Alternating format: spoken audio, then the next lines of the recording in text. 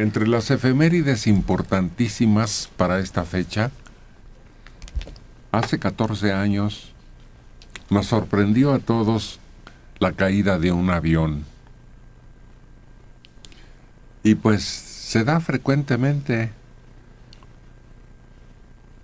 pero este avión era muy especial. Hace 14 años, el Concorde se estrelló en Francia, muriendo 100 pasajeros de la aeronave, 9 tripulantes y 4 personas en tierra.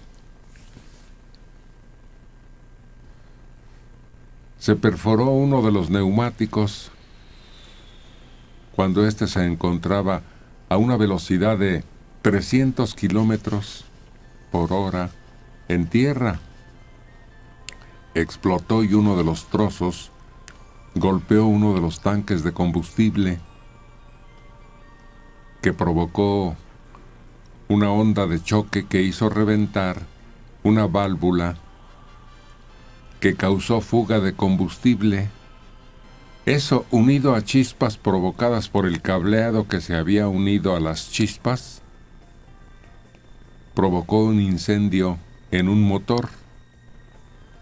La tripulación hizo todos los esfuerzos posibles, pero perdió altura y velocidad, y sufrió un violento descenso hasta chocar contra un hotel. No es raro que se caigan aviones importantes, grandes, con una enorme cifra, pero este era el más moderno de todos los transportes aéreos de pasajeros. El único supersónico capaz de cruzar el Atlántico en 3 horas. Así es.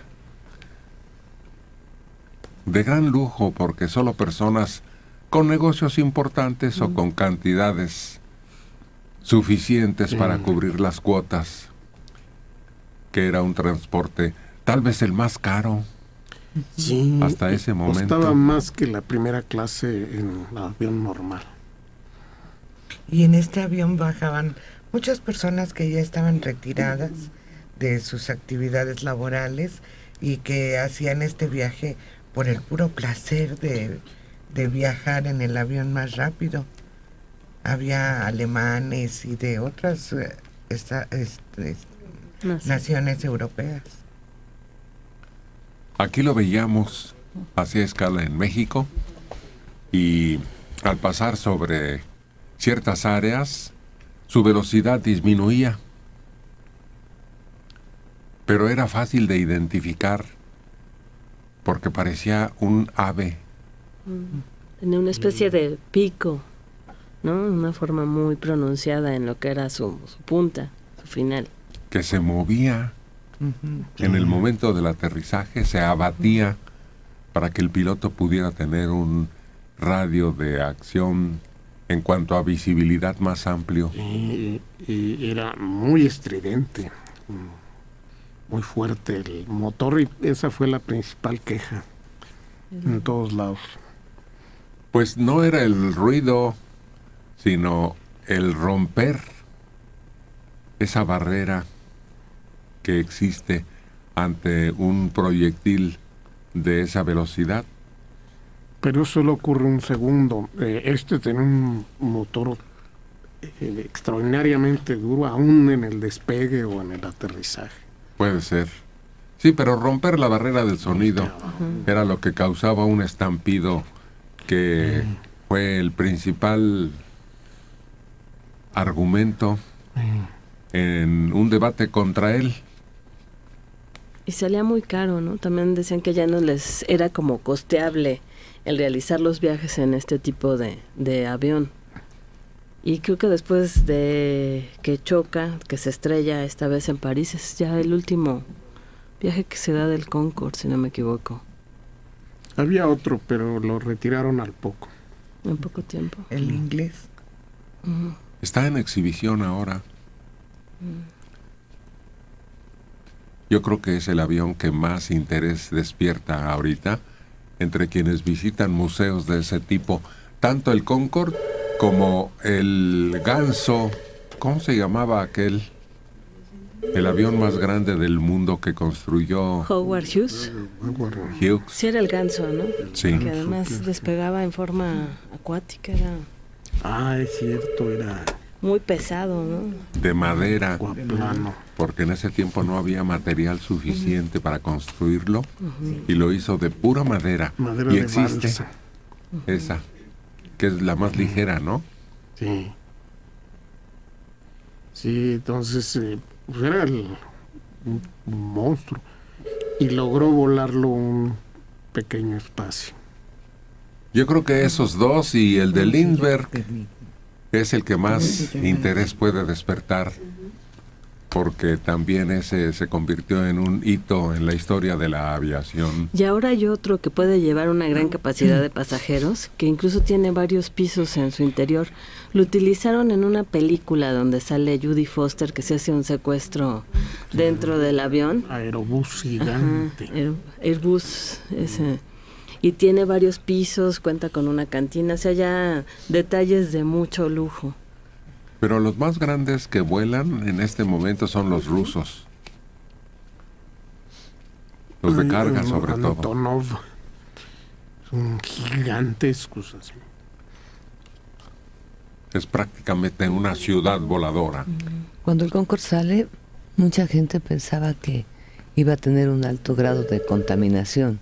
Incluso otras líneas aéreas le hicieron la guerra en ese sentido, pero cuando se vio lo práctico, lo rápido, lo cómodo, descontando lo caro. Y lo seguro. Y lo seguro, porque era muy seguro, pues esto se fue diluyendo. Yo creo que hubo un descuido y fueron muchos años los que funcionó el Concorde sin ninguna falla, al contrario. Se hablaba ya de una nueva generación de aviones Concorde. Pero no, alguna falla de tipo humano llevó a esto, porque fíjate, estaba yo pensando, todo empieza en una rueda, el avión ya va en vuelo, no está en tierra, no está despegando, está en vuelo total, pero el golpear en vuelo al tanque y se viene una reacción en cadena, cuando eso tendría que haber sido una de las cosas más seguras en cuanto al diseño de este. Por eso dicen mucho que los momentos más peligrosos son el despegue y el aterrizaje. Y yo creo que por el contacto que tienen con una serie de elementos en su alrededor. Pero el hacer escala en México también, por otro lado, pues permitió que los ricos de México pudieran realizar este vuelo. Fíjate, en ese momento el ruido del Concorde era espantoso. Era superior al del avión normal. Y no había las protestas que hay actualmente. Sí hubo protestas, desde luego, pero no en la medida en que las hay hoy, ni hubo una solución tan drástica. Nunca hubo un cambio de la ruta. Una vez a la semana, por eso no. Estos son cada rato. Aún así, si era una vez a la semana, toda la semana tenían el mismo ruido y de repente el estruendo. Eso independientemente del grado de contaminación que pudiera tener. Pero en ese momento las autoridades no hicieron nada.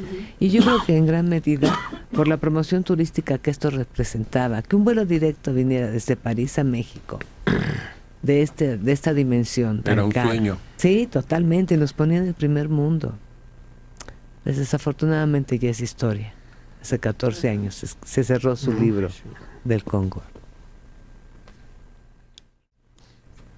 56 años José Morales, de la colonia 10 de Abril.